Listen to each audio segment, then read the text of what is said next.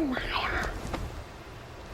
那 HR 跟我说又升职又加薪的，我差点就被骗了。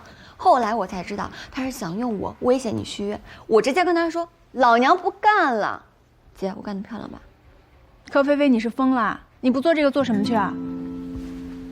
我告诉你啊，我的事不用你管，明天给我照常去公司上班。公司有一个宣传岗位特别适合你，我跟任思琪已经说过了。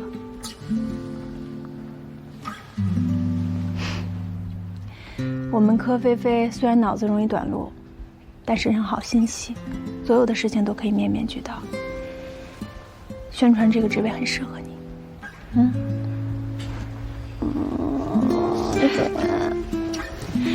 哭什么呀？跟着我干了5、6年了，总不能一直做助理吧？咱们这个行业就这样，人要往高处走，要不然会有人踩着你上位的。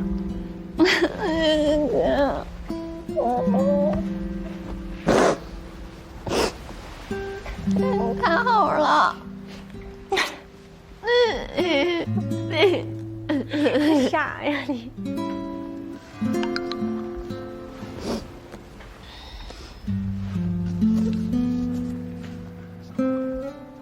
你妈妈来了。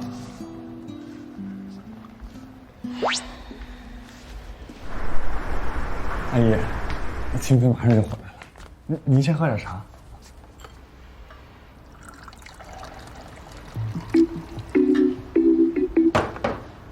还是助理呢？蒙我！上次啊，你替小斐送东西的时候，我就觉得不大对劲儿，而且我还看出来，你挺喜欢我们家小斐的。阿姨，您喝茶吧。坐。哎，叫什么？我叫邢芝芷。多大啦？比秦飞小3岁。小3岁好啊，女大三抱金砖，是演员吧？啊，不是，我在河西医院工作。啊，医生啊。对。不错不错不错，你跟小斐是怎么认识的啊？你是哪里人啊？你跟小斐的事儿，你爸爸妈妈知道吗？你们相处了多长时间呢？哎，你这孩子怎么回事？阿姨问你正事儿呢，你笑什么笑啊？啊，不好意思，阿姨，是这样，我看您刚才问我话的表情跟秦斐太像了，那秦斐那长相一看就是从您这儿继承过来的。那倒是不错的，确实。不过我跟你说啊，阿姨年轻的时候可比她漂亮多了。阿姨是正宗的鹅蛋脸。那当然了。阿姨，那个，我冒昧的问您一下啊，您平常是不是睡眠不太好啊？然后晚上睡觉总会耳鸣。你怎么知道的？坐时间久了，手脚还会发麻。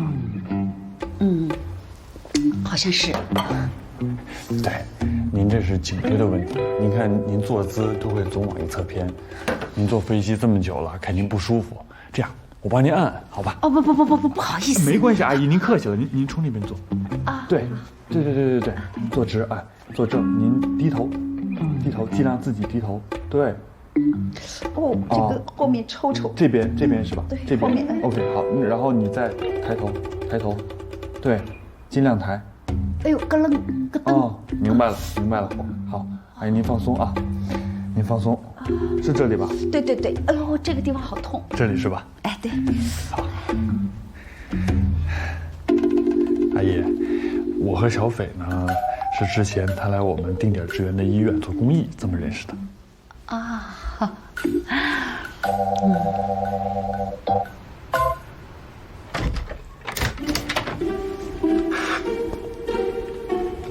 邢芝芷，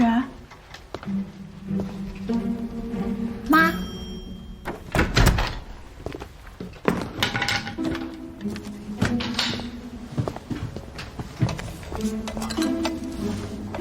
来，你尝尝这个怎么样？鱼？手艺绝了，阿姨，我都要是不是啊？放蚝油比生抽好，对不对？真是。哎，阿姨，您尝尝我这个。面。这味儿也不错。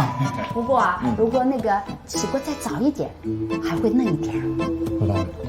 哎，您再给我说说那个肉丸子怎么做的来着？我跟你说，肉丸子最主要是选肉，梅花肉知道吧？精瘦搭配。哎，我网上买的，到时候我推荐给你，我拿手机给你看。哎，行，我正好不知道那梅花肉是怎么弄的。对，我来告诉你。回来啦，快去洗手、换衣服、开饭了。我就给你拿手机啊。好嘞。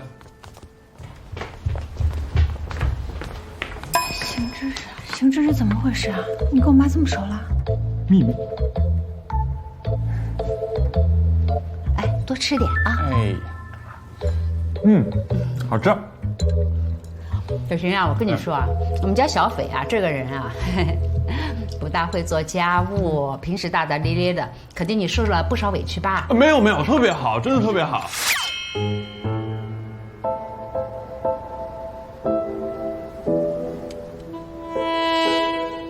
哎呀，阿姨，您也喜欢吃炒鸡蛋啊？你跟我们家小斐太像了。你看，尤其是这个眼睛，特别的像，真的。邢芝，我什么时候喜欢吃过炒鸡蛋？而且我跟我妈不像，我像我爸。你爸可是单眼皮啊。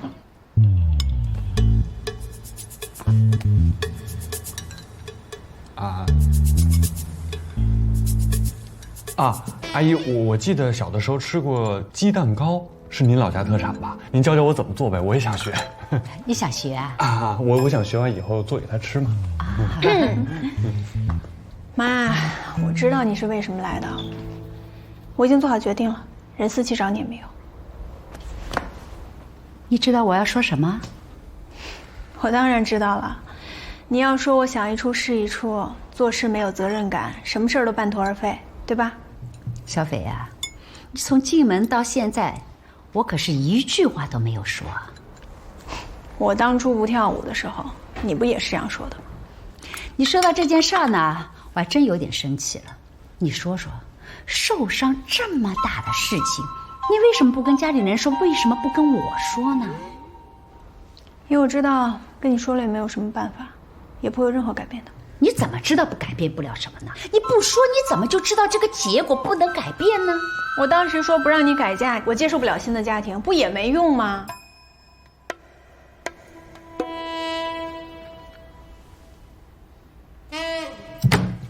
小斐，我跟你说了多少遍了，我所有做的一切是为了你，为了你，你知道吗？哎呀，别着急，别生气啊！他不是这个意思，是不是？就是，一大老远来生一趟气也挺不值得的啊。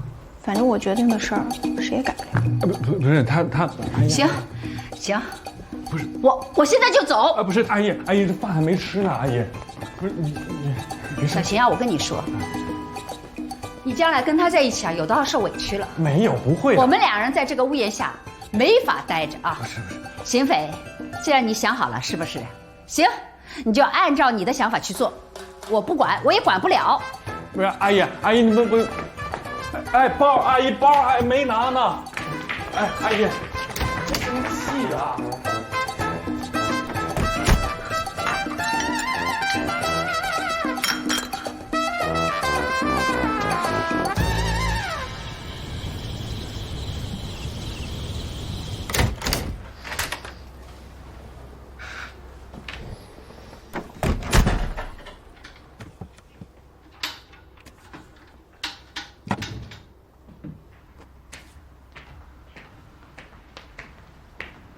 我妈呢？已经送到机场了，走了，回家了。阿姨订的本来就是今天晚上的机票。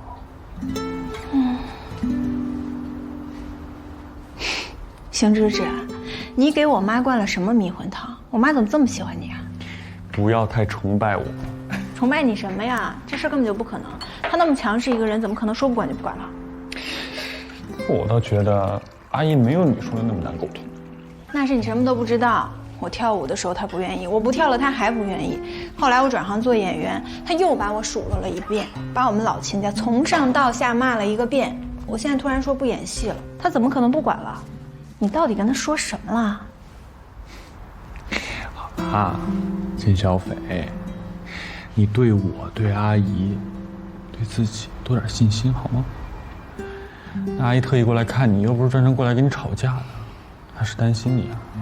你说话就说话，别动手动脚的，发型都被你弄乱了，你赔吧。你跟你妈的性格一模一样。好吧，其实我知道，你自己心里都明白，就是嘴硬。那阿姨何尝不是？你别管阿姨嘴上怎么厉害，总归是担心你、关心你的，对吗？拿人的手短，吃人的嘴软，你就是被我妈收买了。我没有。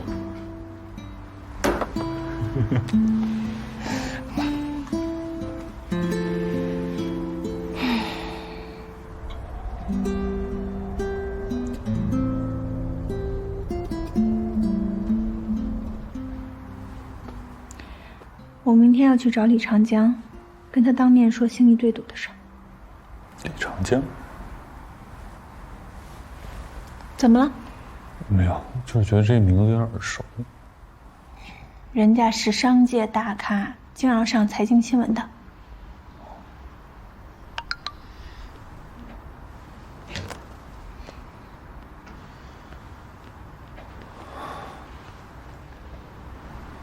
小斐呀，小仙人不错，对你上心，你也要好好对人家。续约的事儿呢，你自己决定。这些年，你留给我的钱，我一直替你存着。银行卡我放在茶几杂志底下了，钱你拿走，自己看着办吧。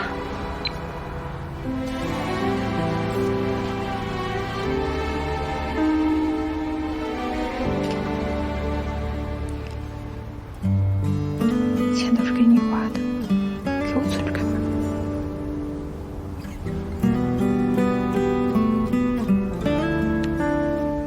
你什么都没看见啊？对，没看见。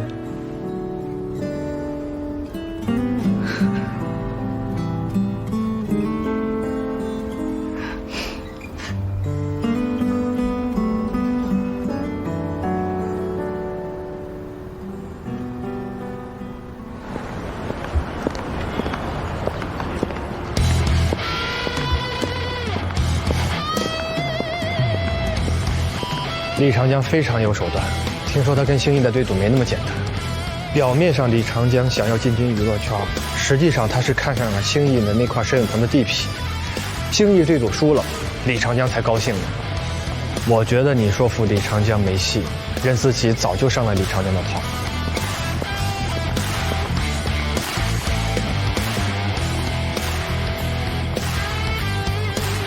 你好，我约了10点跟李先生见面。抱歉，秦律师，李先生取消了今天的所有预约，去医院看望夫人了。什么？今天去了好几家花店，都没买到你喜欢的苍兰，我也不知道怎么回事。不过这马蹄莲也挺好看的，啊？我不想做手术了。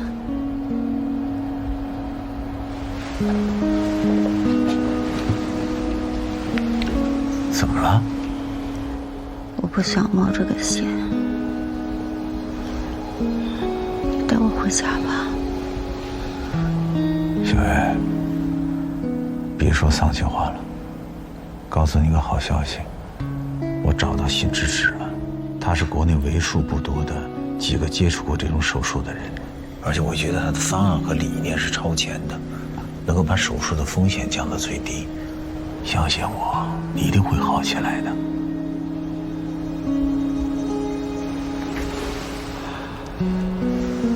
昨晚是不是又没睡好觉啊？你不在家，我能睡得好吗？小月，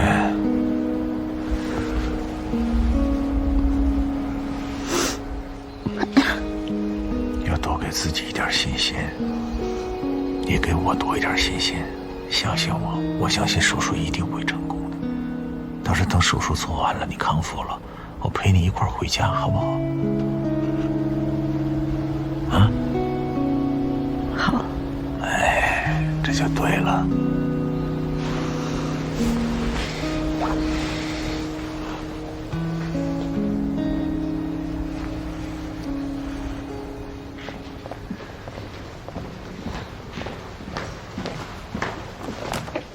还有什么带呢？怎么还是担心我姐？她今天就要去找李长江了，想求李长江延长对主协议，而且她好想说服陈生给心怡注资呢。我看悬。等一下，你刚才说谁？李长江？陈星集团老板李长江？不是，他老婆就在我们医院做手术啊，而且就是邢志植不愿意做的那台手术。那他要是知道秦飞姐是邢志植女朋友，那他不是……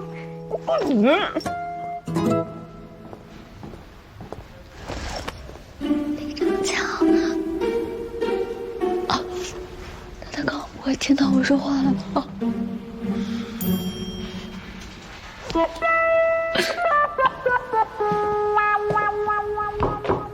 请进。你好，邢医生。您好，您是？我是傅小鱼的丈夫李长江。我明天要去找李长江，跟他当面说心仪对赌的事儿。是他。您好，你好，请坐。您今天来是？邢医生，我就开门见山吧。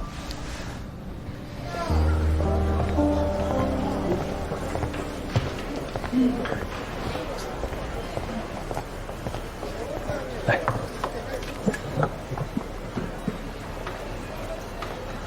你的伤好点了吗？我听美兰说，你们前几天去医院开药了。哦，那个是我替队友拿的药。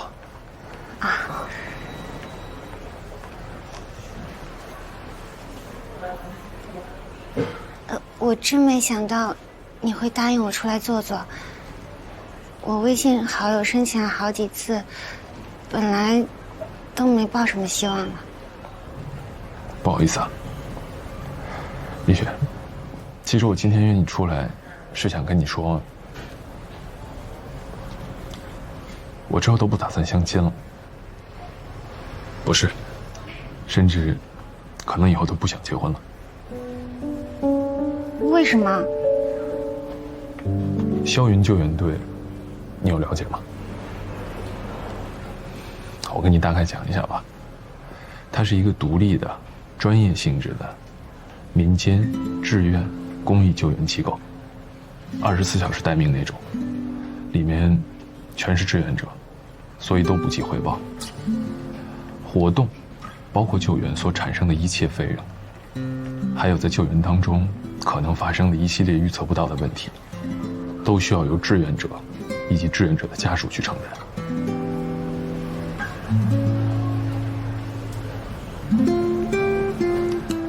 我呢，固定收入就是做安保这份职业的收入，工资一般，副业有危险，而且还可能随时不着家。这就是我的基本情况。你说，就这样，适合做结婚的对象吗？你真的挺好的，找一个合适你的，好好过日子，别在我这儿浪费时间了。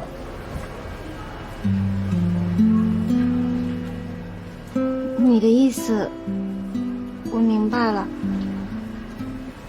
谢谢你对我实话实说，我。抓小偷！哎，哪里去？院子。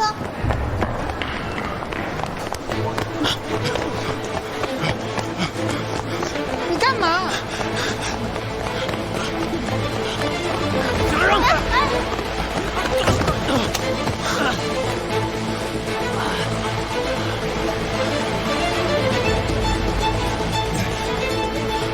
起来！小心！哎，让人走！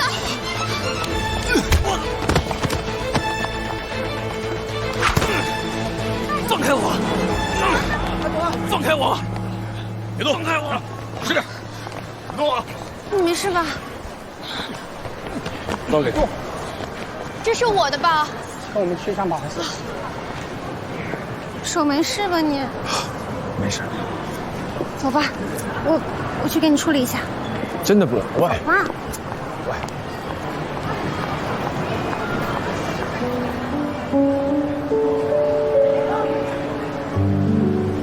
小小，珠宝客户把样品准备好了，去试一下吧。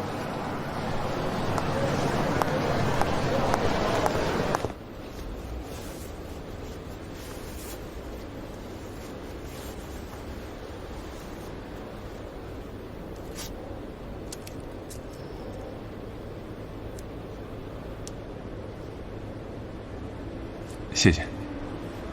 还好只是皮外伤，刚才小偷拿刀的时候，我都快吓死了。谢谢了。那我先走了。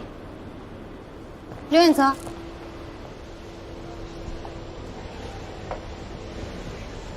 刚才你拒绝我的时候说的那么直接，又那么现实，我差一点就打退堂鼓了。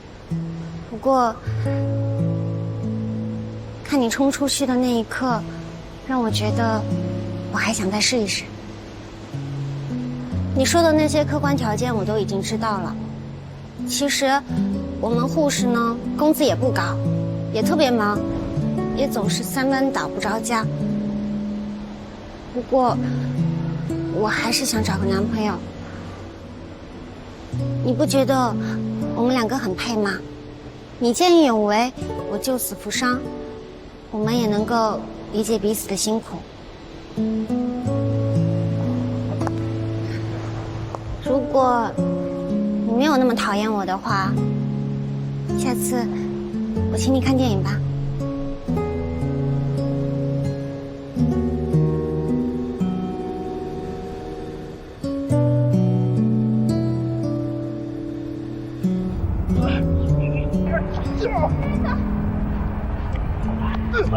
飞扑哥，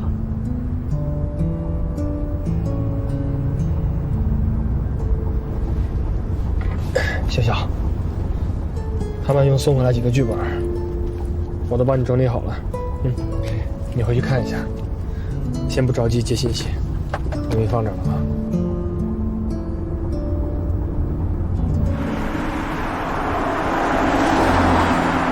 你说什么？真的假的？任思琪是怎么说动李长江的？具体我也不知道啊。但刚刚任总就跟我说了，说李长江把你的对赌协议延长了3年。姐，这下你是真的自由了。把对赌协议延长3年，这事儿我怎么听着心里挺慌的呢？姐，你这就不懂了啊！贫穷限制了咱们的想象。对于李长江这样的商业巨头来说，咱们公司这点蝇头小利，那可能就是做慈善了。姐，等我发了，我一定带手下那批男团艺人，给你打广告拉赞助。我都已经退圈了，还帮我打什么广告拉赞助啊？不过你说的也对，管他呢，反正我自由了。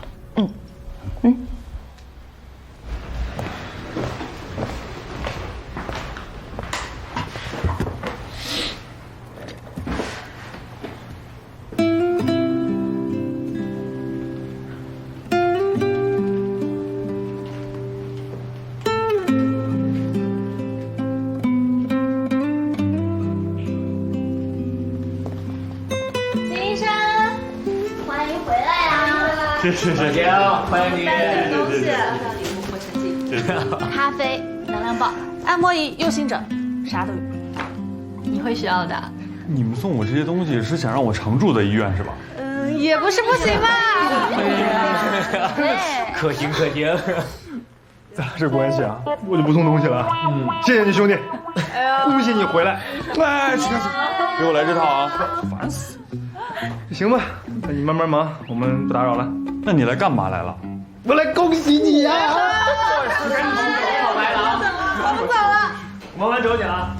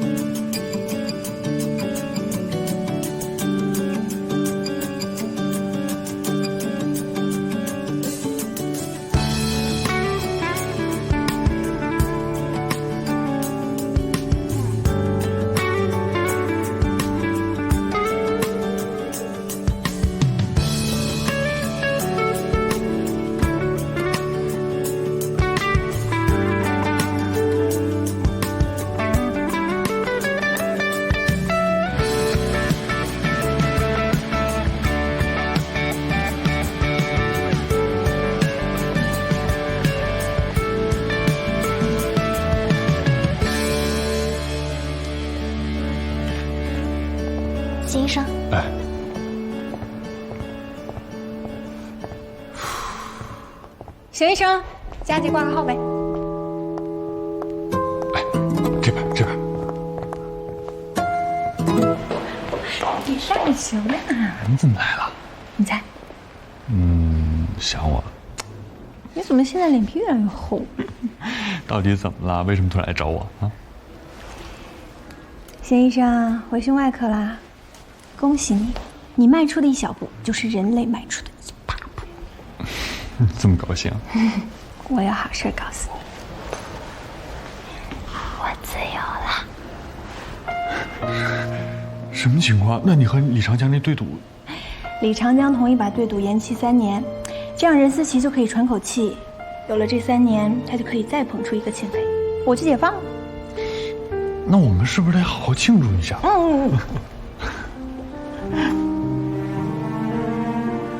邢医生，那你的这双手呢？打算重回手术台吗？行之止，你千万别放弃。人要勇于尝试，上天是很公平的。只要你尝试的话，或许下一个走狗屎运的人就是你呢。你千万别退缩，我相信你。还不是我们家秦老师教的好。就算是为了你，我也想试试，哪怕是作为余则成的副手。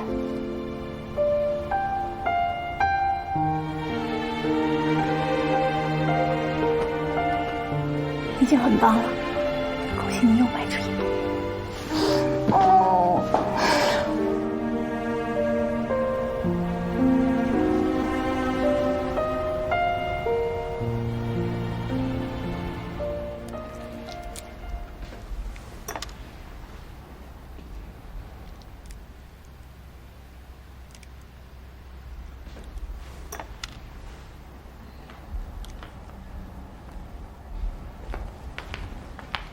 大晚上不睡觉干嘛呢？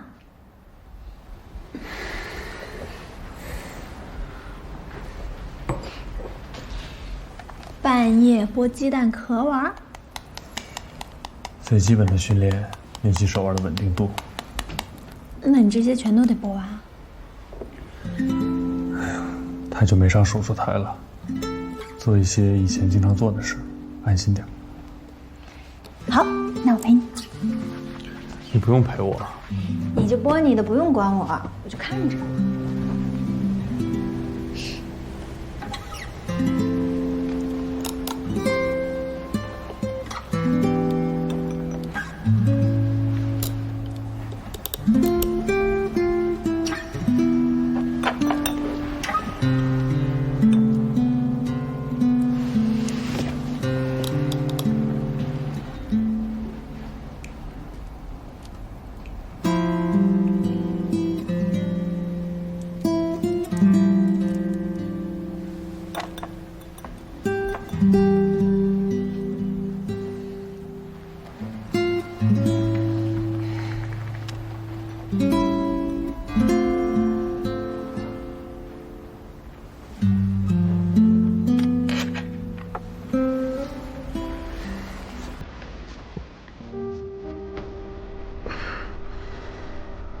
你怎么了？有点头晕。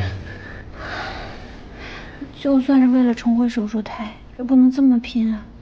你这大晚上不睡觉，你不晕谁晕啊？反正我最近会在这好好陪你的，你慢慢来，好不好？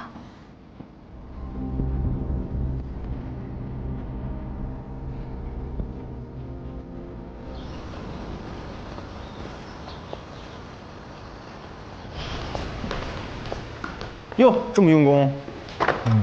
别吃鸡蛋饼了。咖啡手抖，多给你订了一份，给你了啊。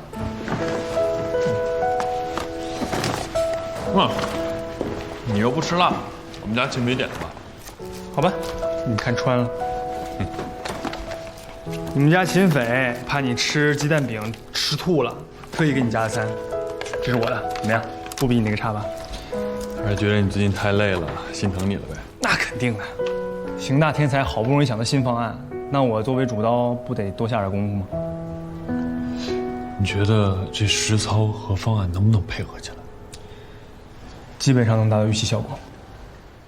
不过你这次真可以啊，这方案这么有突破性，李长江那2台 ECMO 真没白捐啊！你为咱们医院可真是拼了。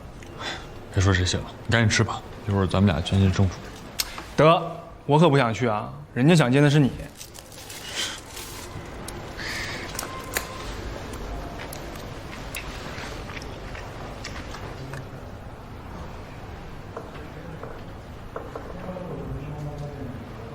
可以通过靶向治疗促进病情恢复。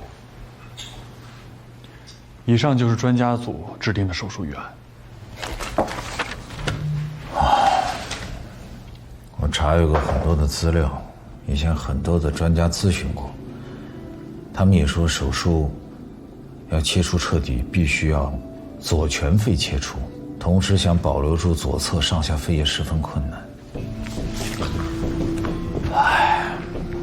其实我是希望我的妻子不仅是能活下去，而且要跟以前一样，完全的恢复她的肺功能，100%的正常生活。李先生，我非常理解您的心情。从我的专业角度来讲，这个方案是目前最保险的选择。如果我要的只是保守的，不能保留住左全肺的手术方案，那为什么坚持要让邢医生来做这台手术？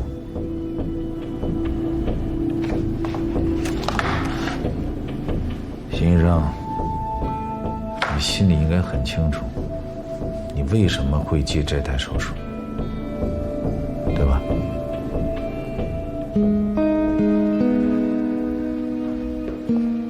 还有一种方案，我们可以通过胸腔镜下的支气管袖式切除的手术方式来完成肿瘤的切除。只不过由于您夫人肿瘤的位置紧邻左主支气管和左下肺开口，位置比较深，得根据术中具体情况执行。但是我要你向我保证，手术必须100%的成功，并且没有后遗症。严格的来说，医学上没有100%，但是我们对手术的结果还是比较乐观的。不过李先生，我需要告知你，这台手术操作难度比较大，我推荐让手术经验更加丰富的于哲成医生来主导，我作为副手提供协助，全程参与。其他的医生我不相信。邢之止，我相信的是你，不是别人。放心，我会全权负责。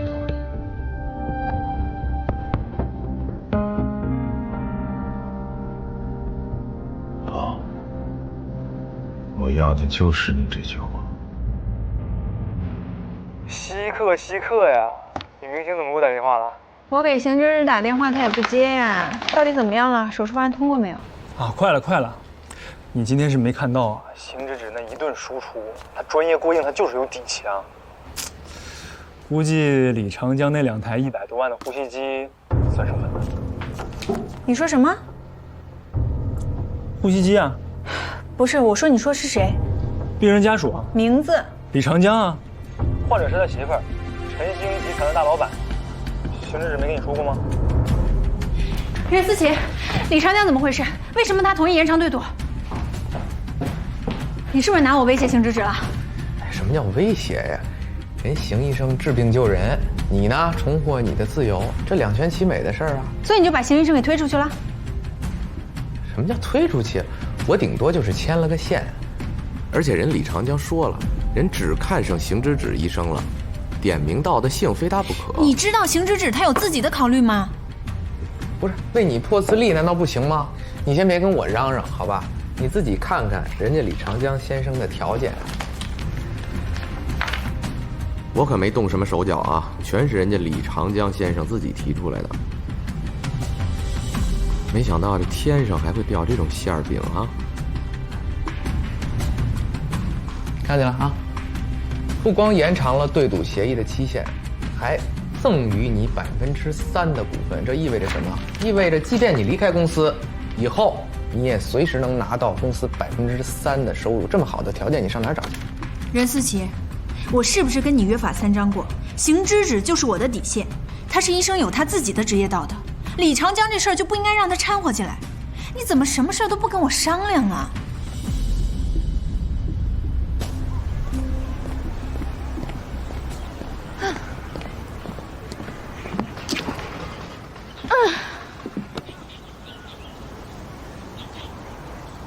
最近有个手术。你要做手术？别紧张，我只是出了个方案，主要是余则成。那如果那个余则成做不好，手术失败了，你怎么办？秦斐怎么办？你觉得李长江会放过他吗？佳，别着急，余则成的能力很强的，我们俩配合也算默契，我也会在手术室的啊，放心。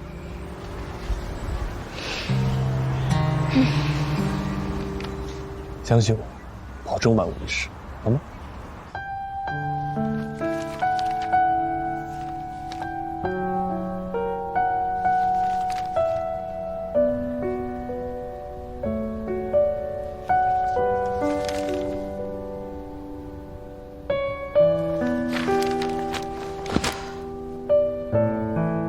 不会是因为邢芷芷答应手术，李长江才让步给的条件吧？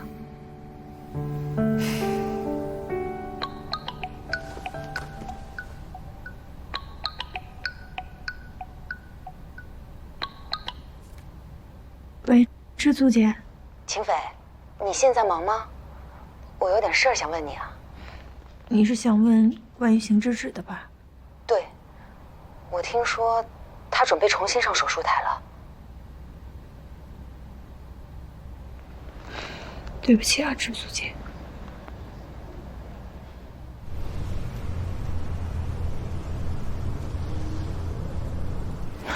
我不明白你为什么要跟我道歉啊？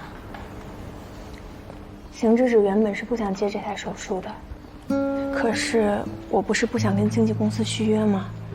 但我不知道邢芷芷这台手术的病人家属是我经纪公司的金主，我不清楚他是不是为了我才答应这台手术，但是我不想他为了我去做自己不愿意做的事儿。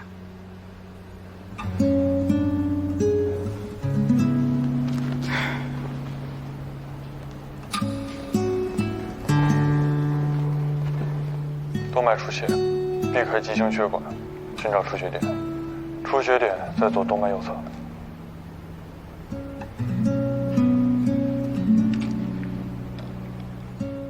他这样的人，天生就是为手术台而生的。他15岁就上大学了，8年连读，是班级最小，但是最优秀的一个。其他人还在科室轮转呢，他已经可以协助导师完成手术。你刚才看到的这台手术就已经采用最难的单孔胸腔镜袖式切除，他的手法干净利落，为的就是能够让患者有最佳的生活质量。所以我觉得你不必担忧他是不是为了你，我相信他一定是将病人放在第一位考虑的。再给你看个东西啊。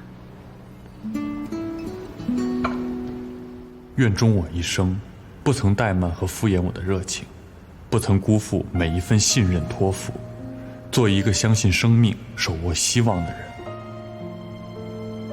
你不觉得他这一生的才华和天赋就这样浪费，太可惜了吗？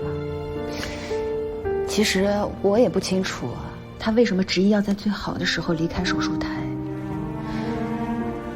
但或许他就是需要有这么一个人，能在关键的时候推他一把，逼他一下，也许就是这一下，他就能够回到原来的邢芷芷了。这不是为了你，而是为了他。你只要相信他，支持他。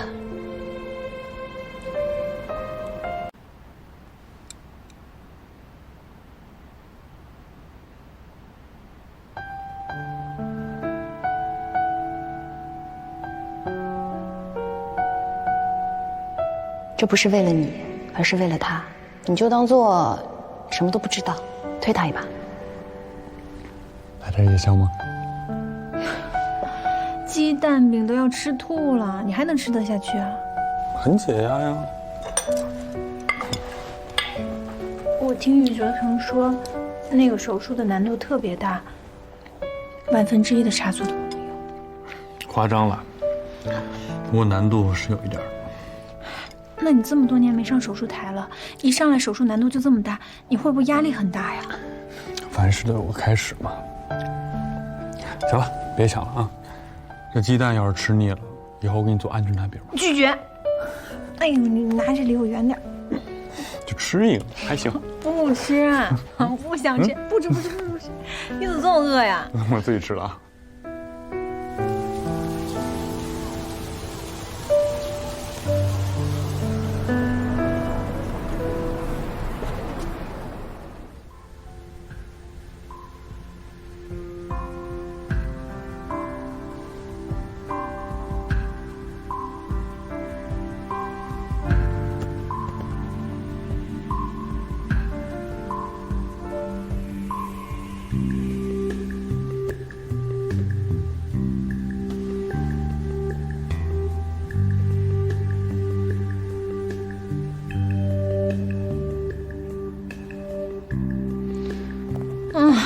我吃那个鸡蛋真的要吃吐了。你说我要一直这么假装什么都不知道吗？你不是已经下定决心了吗？我觉得邢芝芝姐姐说的对，或许真的应该推她一把。人自己走出第一步挺难的，要不然就一直像温水煮青蛙一样，就日子混过去了。新人指现在怎么样？他压力应该真的挺大的吧？每天晚上回来都剥鸡蛋壳，再这样下去，我们2个胆固醇都要超标。小小，有没有什么想听的歌？行，让我看看邢医生的音乐品味怎么样。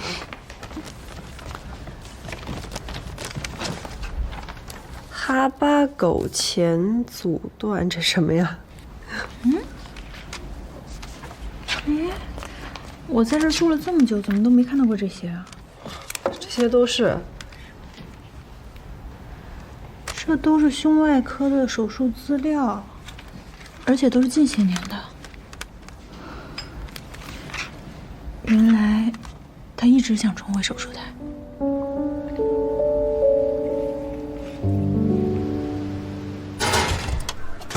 对啦，这样就好了，放进去20分钟就好了。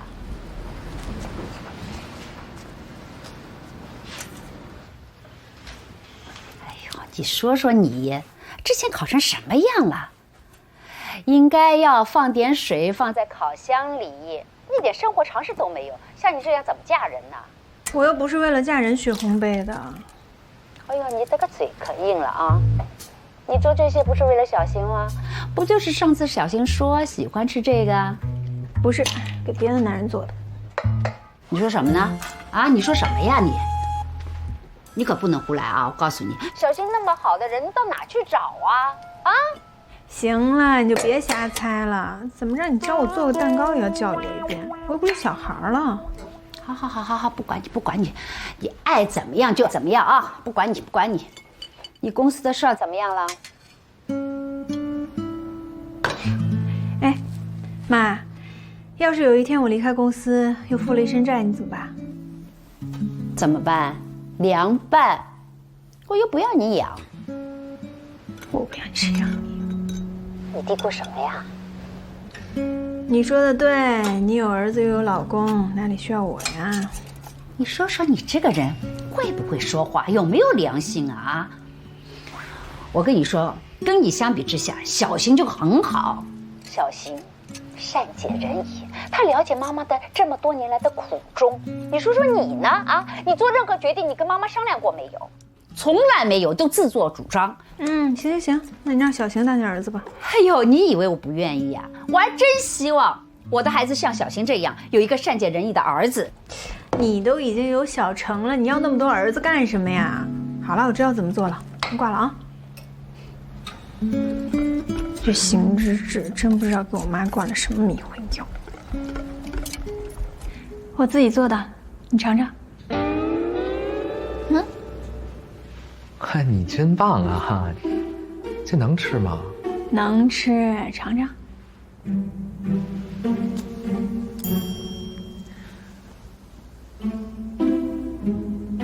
哎，你别这样，你这不好意思了。吃不吃？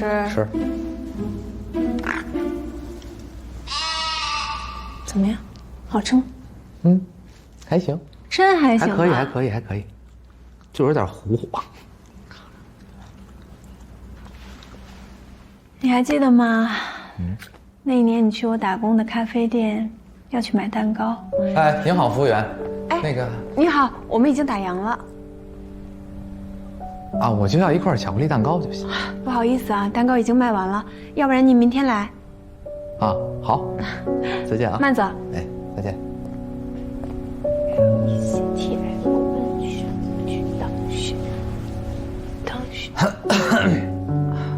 啊，还有什么能帮到您的吗？我觉得比起这个，你可能更需要这个。等你电话啊，再见。我那个时候就想，这哪儿来的骗子啊？今天我送你这个蛋糕，是为了感谢你，当年在低谷的时候帮了我一把。啊，我这好肉麻了都，你别这样，你有什么事你说好不好？干嘛呢这是？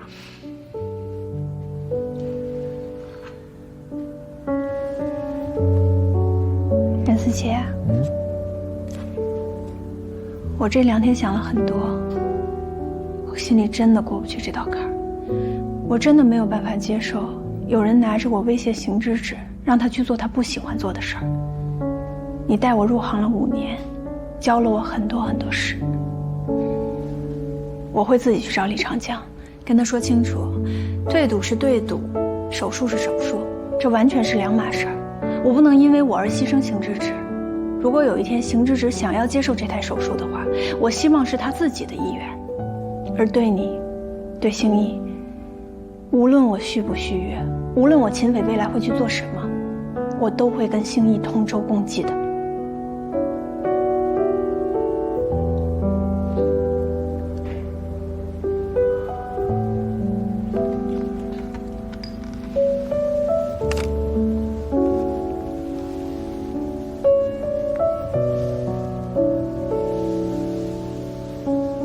秦斐，你知道你的这个决定意味着什么吗？我知道。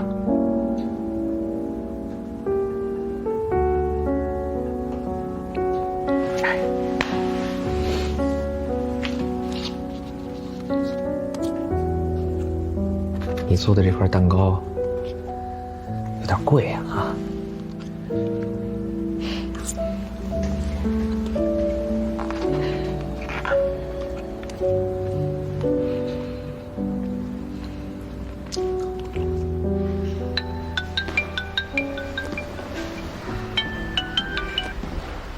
哎姐，听说你打算重上手术台了？小斐又给你通风报信了是吧？听说你天天夜里不睡觉剥鸡蛋壳，你悠着点，别给自己那么大压力。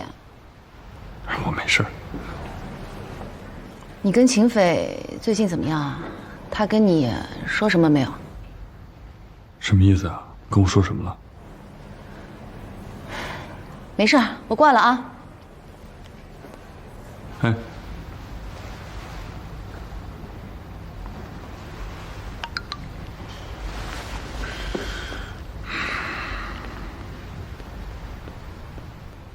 一路风雨，共同成长。感谢星毅这几年为我的辛苦付出，感恩曾经，重新起航。祝星毅未来一切顺利，更加辉煌。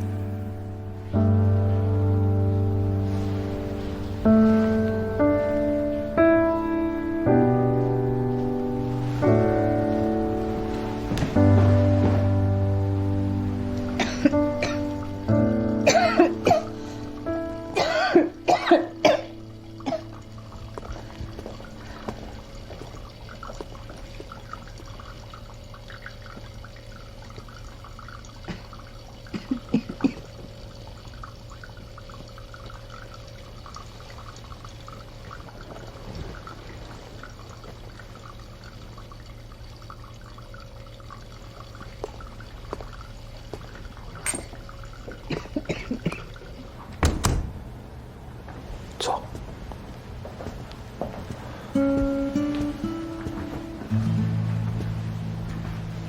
哎呀，他被确诊为肺部炎性肌纤维母细胞肿瘤，而且只占整个肺部肿瘤的0.4%，生长位置也不好。哎呀，以前我和他那么多难关都挺过来了，我相信这一次也一定能。我特别理解您的心情，但您不应该用我去威胁邢芝芝。秦小姐，现在坐在你面前的不是那个对赌协议的甲方，而是一个心中尚存一线希望、无能为力的一个丈夫。那您觉得邢芝只是一个见死不救的大夫吗？什么意思？我们之前去临康县做医疗支援的时候，遇到了一个右腿被钢筋贯穿的小女孩。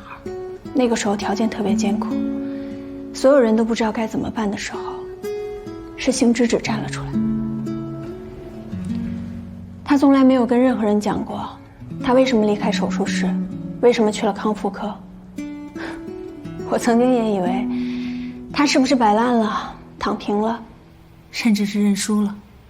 后来我才发现，她离开手术室的这些年，书橱上依然放着最新的科研资料，最新的手术视频。如果说这个世界上有谁希望他能够重新回到手术台的话，我想那个人一定是他自己。魏先生，那你有没有想过他为什么一而再再而三地拒绝你？不知道。他一定不是一个见死不救、不负责任的人，你要相信他作为医生的选择。医生选择？没错，无论他做不做这台手术，我都希望他是出自医生专业的选择和判断。他一定是第一时间为病人考虑的。我不应该是筹码，更不应该影响他的任何判断。这不仅仅是为了邢芝芝，更是为了您和您的妻子。你应该知道，我有好几年没上过手术台了，更别说这种难度的手术。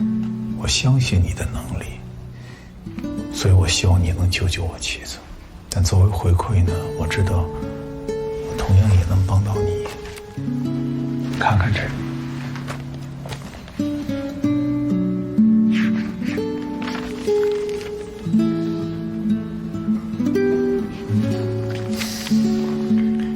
身为医生，治病救人是我的职责，与别的事情无关。小斐的事业他可以自己做主，而我作为医生，我做判断的依据只有病人的情况。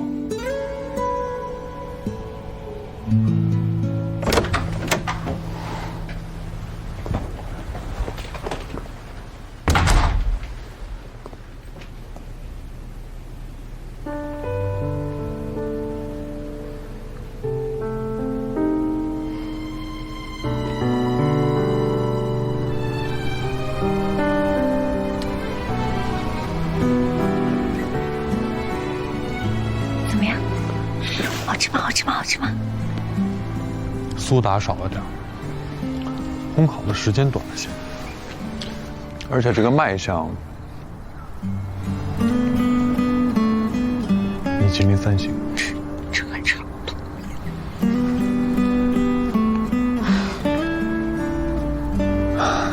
小斐，你是不是什么都知道了？其实，我那天碰到知足姐了。她告诉我，如果一个人在低谷的时候，没有人推他一把，他可能一辈子都会走不出来。我觉得她说的很对。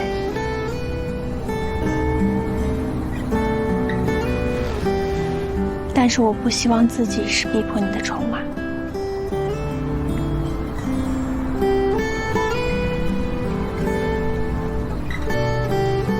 谢谢。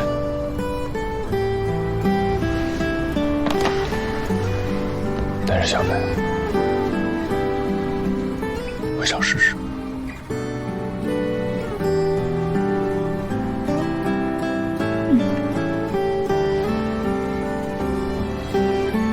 明天我在这里等你，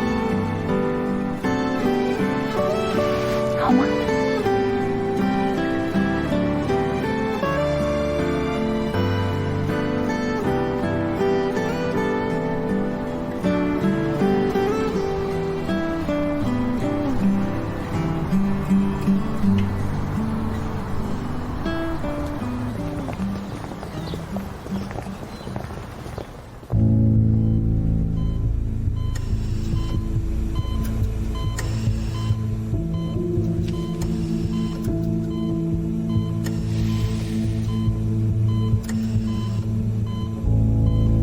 中国胸膜再打开些。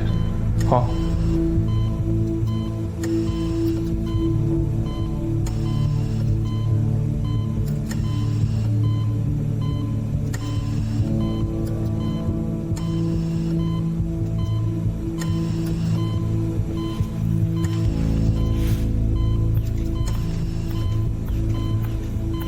好，准备过检。好。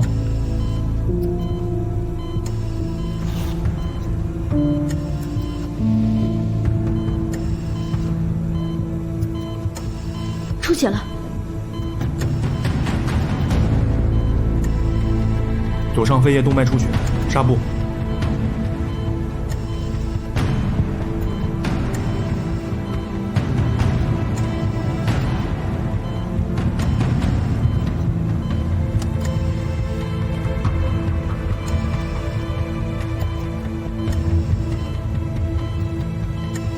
病人血压降低，血还没止住吗？直接吸引肌侧吸，过来吧。好。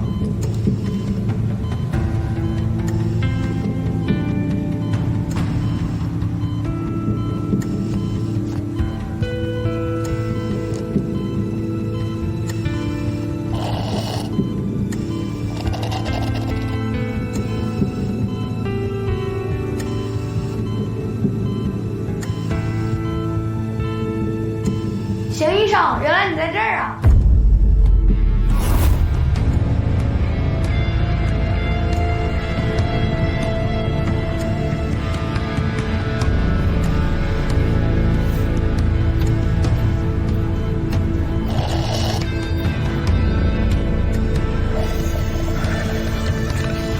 准备缝合。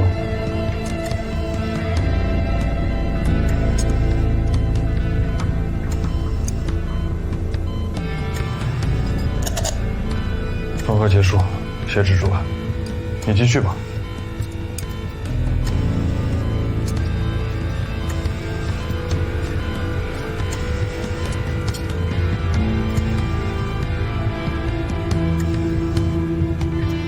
要是我的手术也能顺利完成就好了。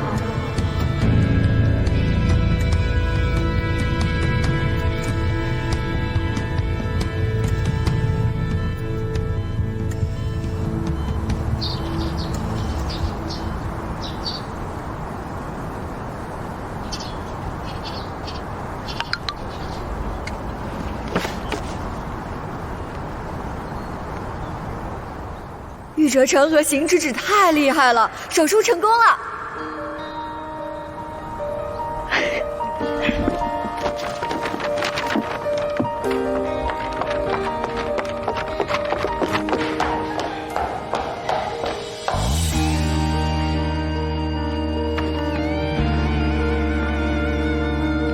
哎，你怎么还在这儿啊？他们都走了，手术成功了。邢芷芷呢？她是第一个出来的，我不跟你说了啊，病房催我，先走了。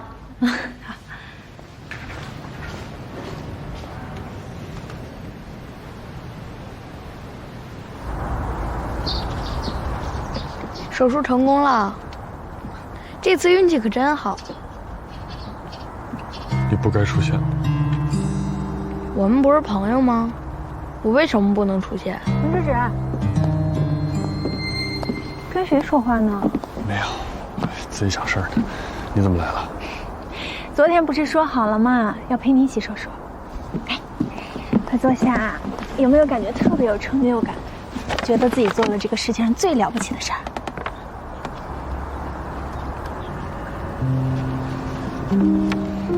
你怎么了？没怎么，可能有点累了吧。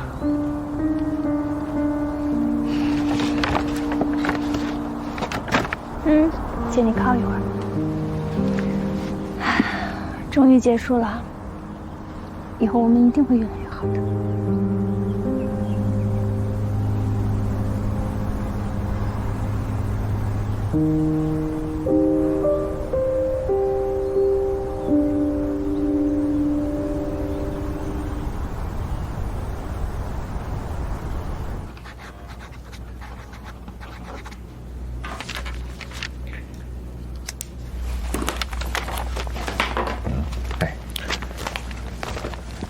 任总，我很看好新艺娱乐的未来，期待合作愉快。您放心，3年之内我一定让您的投资翻倍。好，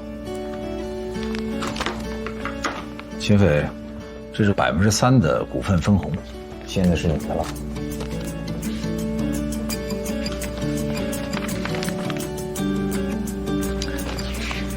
不用看了，我都看过了，签吧。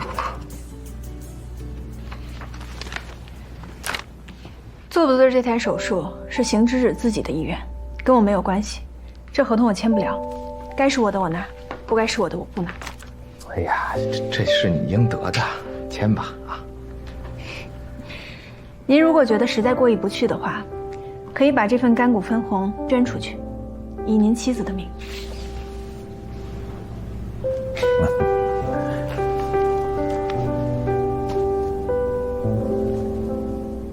你真的想好了？这有可能是很大一笔钱哟。想好了。这些年我见过很多嘴上能抗拒诱惑的人，但实际上真正能做到的没有几个。秦飞，我很看好你。如果说今后不续约了，想出来做点什么，随时来找我，说不定我很想投资哦。您放心，秦飞跑不了。以后要有什么好的项目，我主动联系您。好，有需要随时找我。哎，谢谢，再见，再见。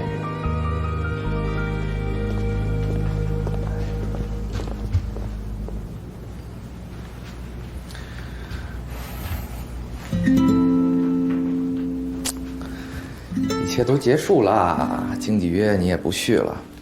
这个呢，是你之前留在公司的资料。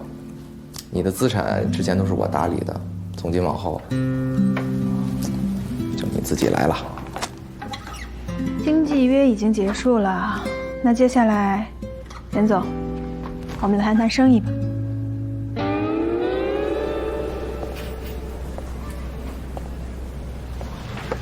姐，调职手续办好了。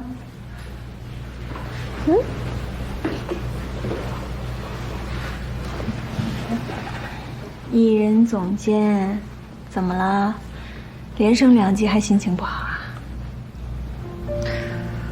我现在怎么有种被迫离婚的感觉？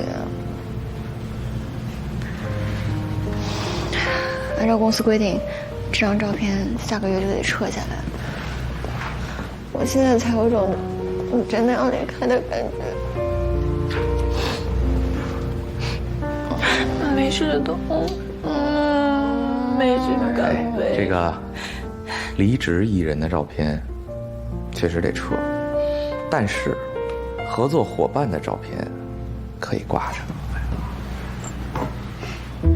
什么意思啊？什么意思？你问他。这什么意思啊？任总的意思可能是我现在是兴艺的投资合伙人了，虽然我不会续约，但是我会一起完成对赌。以后我还是你老板，你还得听我的，怎么样？还有那种刚才你说的什么被迫离婚的感觉吗？我是被复婚了？傻瓜！哎呀，人家秦飞增加了对兴艺的投资，所以从今天开始，真是翻身农奴把歌唱，从此以后一方变甲方。可是任思琪，我怎么听你这话这么心不甘情不愿的呢？我是因为兴艺资金链紧缺才投资的，对吧？你要是不想要，你把钱还我。别，秦总，请喝热水。凉的咱不喝，好吧？真的假的呀，秦总，你真的会留在兴艺呀？当然啦，有了李长江的对赌，我相信咱们任总一定会努力干活的。这投资率多高啊，不比在银行强多了。哎，但是比在银行还有风险呢，搞不好咱们3个就倾家荡产。是啊，所以小任加油努力干活，我下半辈子能不能实现躺赢财富自由，全靠你。好的，但是请可不可以不要叫我小任？那叫什么呢？琪琪，思思。哎呀，还有你，艺人总监，加油！好的，秦总。哎，说点正事儿啊。你不续约了之后，想好了做什么了吗？想法倒是有，就是不知道实现起来难不难了。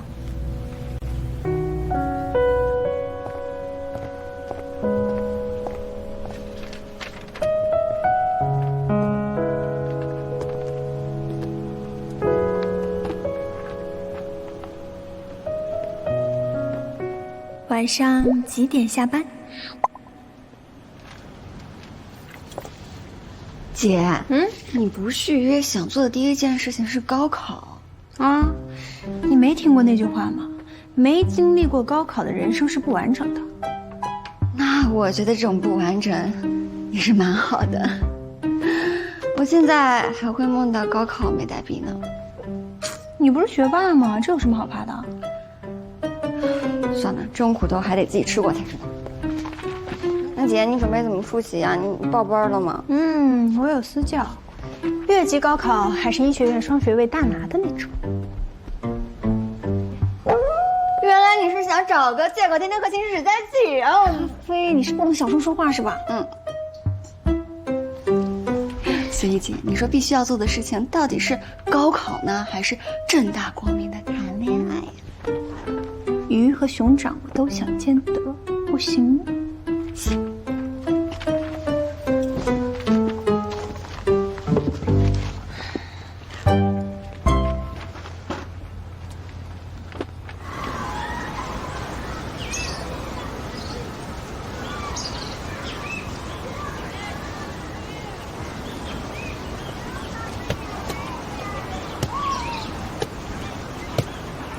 医生，院长，最近来福利院有点频繁哦。我过来是不是给您添麻烦了？你想多了，你给孩子们带来这么多的帮助，我们真是非常的感激，巴不得你多来呢。那我也得谢谢你们。其实像你这样的人，我们也见过不少，他们有的就过来做义工陪孩子，有的拼命的捐钱捐东西。其实啊，他们都是为了弥补自己心里的创伤或者是遗憾，大家都是互帮互助嘛。身上水有了！哎，我过去看看。哎呦，哪痛啊？不疼，没事。你们继续吧。好，抓球。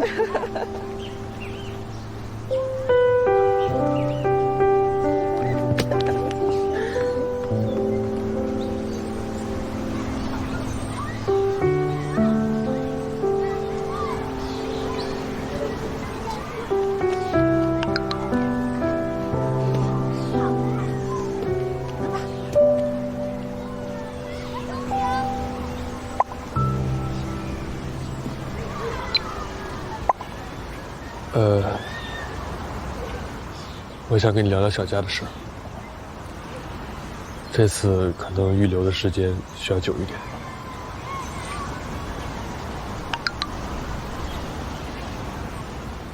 我在你家呢，怎么还没回来？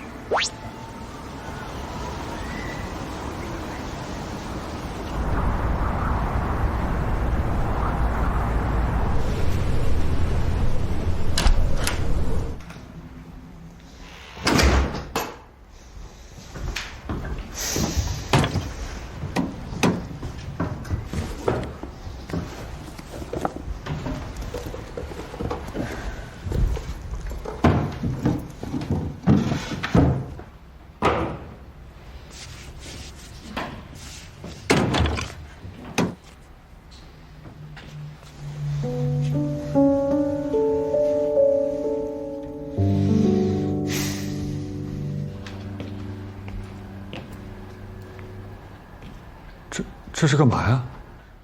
啊，你回来了，快来快来，帮我看看这题是什么意思啊？啊，你这都是高考的书啊，你是准备高考啊？其实我也没想好，但是在我解约之后，我脑子里第一个蹦出来的画面，就是在大学听课。可是我看了这些资料，真的觉得很难。你说我能行吗？傻瓜，有一句话叫“有志者事竟成”，对吗？就看你有多大决心了。你要在我家复习啊？正式通知您，您家已经成为擒匪复读作战中心了。对了，我刚才给你发微信，为什么你好久都不回啊，邢老师？邢老师？我可没答应做你家教。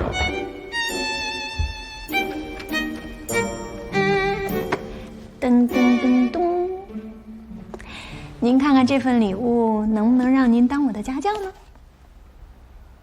行啊，都学会贿赂了。我刚刚在书店的时候，第一眼就看中了这支钢笔，我就想啊，我们邢老师是做了这么厉害手术的外科医生，一定要用好一点的钢笔才行。您既然收下了，就说明同意做我的家教喽。老师，您今天累了一天了，我去给您倒茶。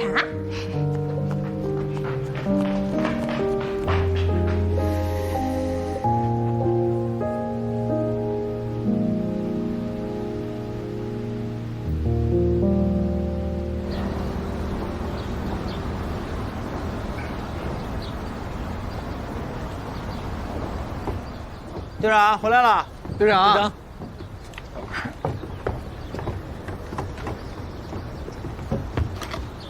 我今天调休，就是想过来看看你们训练。队长，人家都等你好长时间了，我让他走他都不走。队长，你不介绍一下吗？嗨，傻呀，肯定是队长女朋友啊。你们几个今天在家跑20圈。哎，不带你这样的啊！快去，真没意思啊！哎，走。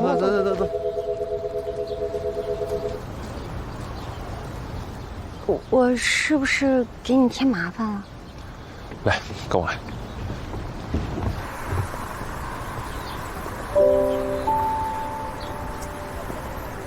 以后真的不要用它。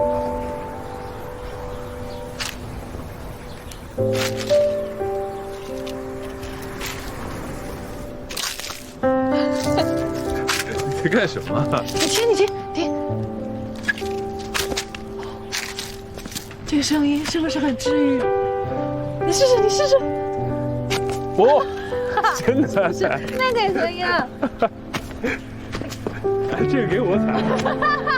连我要打的。你看这边还有。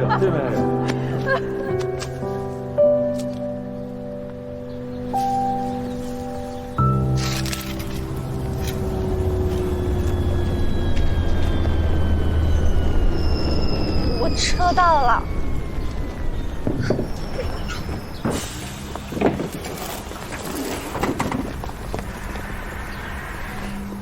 那我就先走了。车辆右转弯。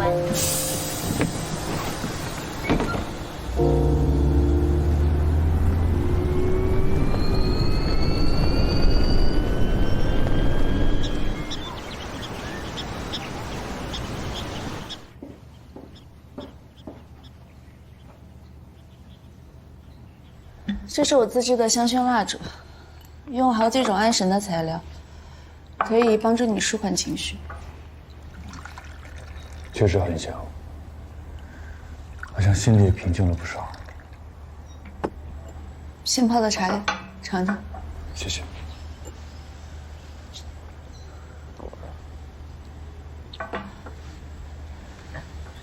那我们现在开始。好。你能不能告诉我，第一次见到小佳是什么时候？第一次，差不多5年前吧。我从苏曼回来，刚刚被调离胸外。那天，我去福利院给孩子们送东西，在篮球场看到了他。梅森，走好。院长，那我先回去了，你不用送了啊，回去吧，再见。再见。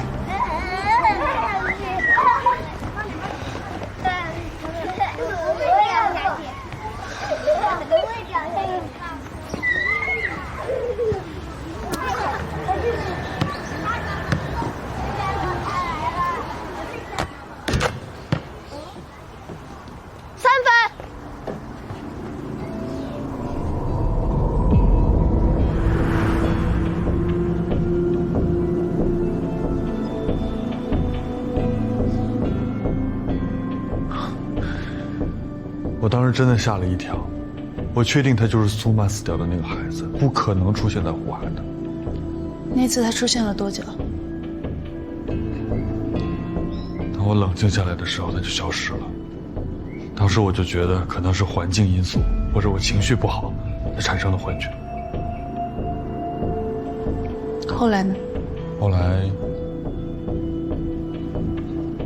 后来几个月之后他又出现了，再后来就变成了一种信号。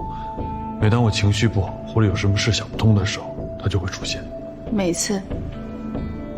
说不好是哪一次，陆陆续续的吧，总会出现，而且最近越来越频繁了。听你的描述，你知道小佳是幻觉，对吗？是。这种幻觉就随着我的心情状态出现或者消失。所以之前为什么不告诉我呢？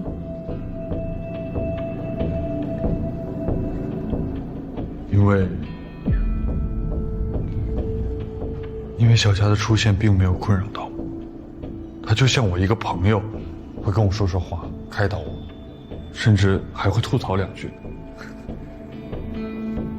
看起来你们相处得不错。算是吧。小佳的出现不仅没有影响到我的生活，甚至从某种程度来说，我很希望看到他，算是一种宽慰吧。毕竟只有通过这种方式，我才能再次看到他。前几天你来心理诊室，主动要求催眠治疗，为什么？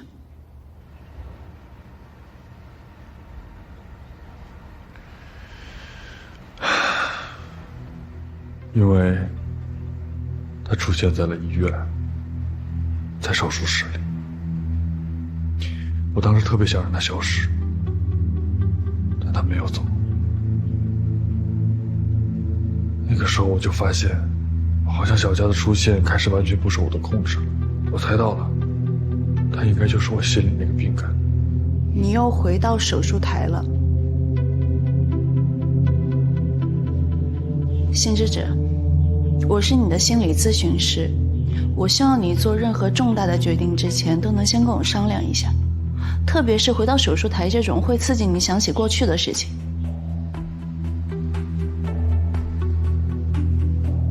你的行为已经突破了你的心理承受极限，我认为目前的阶段，你应该远离所有会刺激到你的场景，包括在医院的工作，可能都需要暂时停止一下。